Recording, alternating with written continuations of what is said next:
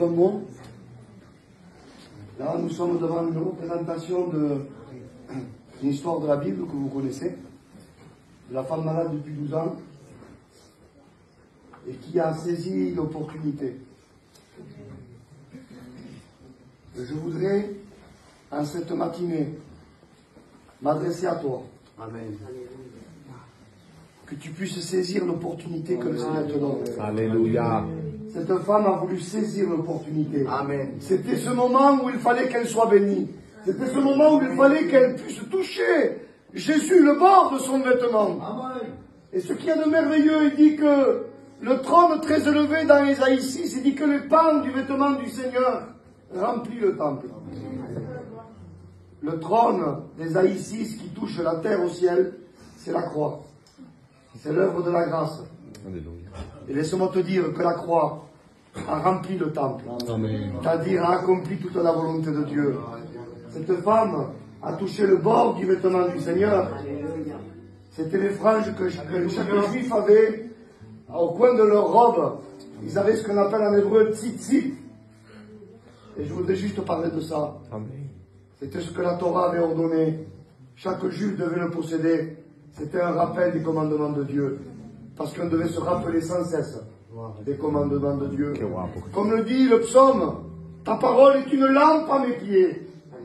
Mais voyez, quand un juif marchait, et quand il voyait, si vous voulez, ses franges au bord de son vêtement, ça devait lui rappeler la lampe de la Torah. Alléluia. Qui devait observer les commandements de Dieu. Parce que ce ne sont pas nos lèvres qui vont sauver des âmes, c'est nos pieds. Amen.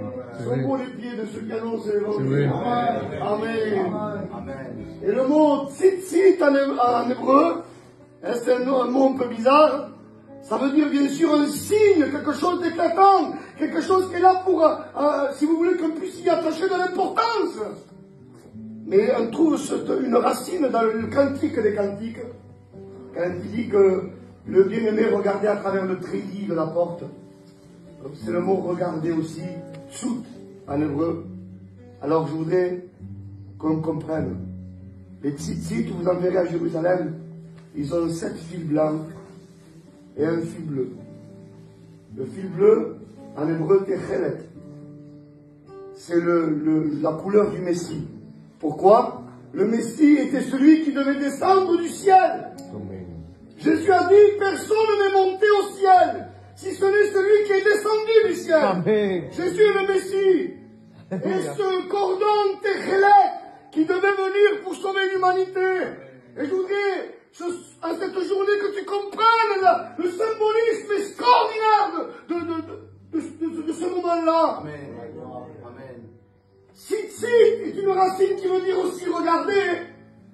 Ces franges s'appellent tzitzit, ça veut dire quoi? Regardez 2 fois. Tzit, tzit. Qu'est-ce qu'on regarde? 2 couleurs, les 7 fils blancs et le fil bleu.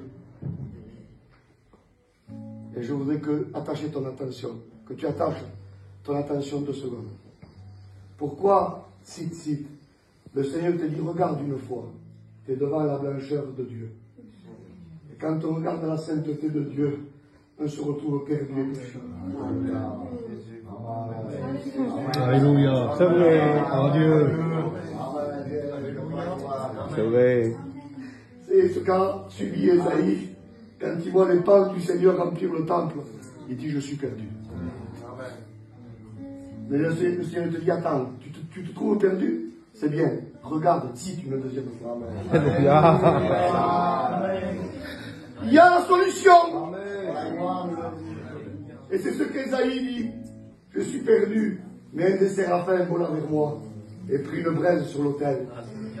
Il dit, regarde, il toucha ses lèvres avec la braise. Il dit, ceci a touché tes lèvres, ton iniquité est expiée.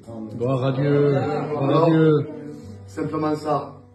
Cite une fois, je suis perdu, je suis confronté à l'absolue sainteté de Dieu. Mais le Seigneur ne s'arrête pas à la mauvaise nouvelle. Il t'annonce la bonne. Tu acceptes la mauvaise, béni soit Dieu. Parce qu'on peut, pour accepter la bonne nouvelle, il faut accepter la mauvaise. On est tous pécheurs. C'est la prédication de l'apôtre Paul, Romains 3, 23, Romains 6, 23. tous pécheurs et privés de la gloire de Dieu. Tzit.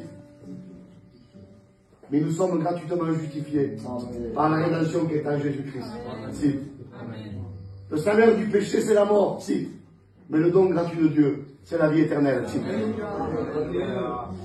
Le cantique des cantiques, je finis là, 5 verset 10 nous dit, mon bien-aimé est blanc et vermeil. Vous voulez souvent dire vous tous. En hébreu, Dodi Tsar Ve'adom, mon bien-aimé est blanc et rouge. La blancheur, elle est perdue. C'est un rapport avec la sainteté de Dieu. Mais il n'est pas que blanc.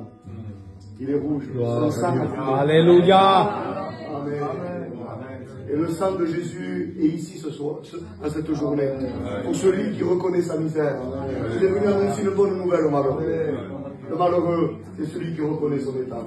Alors, on peut faire comme a fait cette femme. Elle a regardé 2 fois. Elle se vit pécheresse. Elle a dit, Seigneur, elle a saisi l'opportunité. Parce que Jésus était ce cordon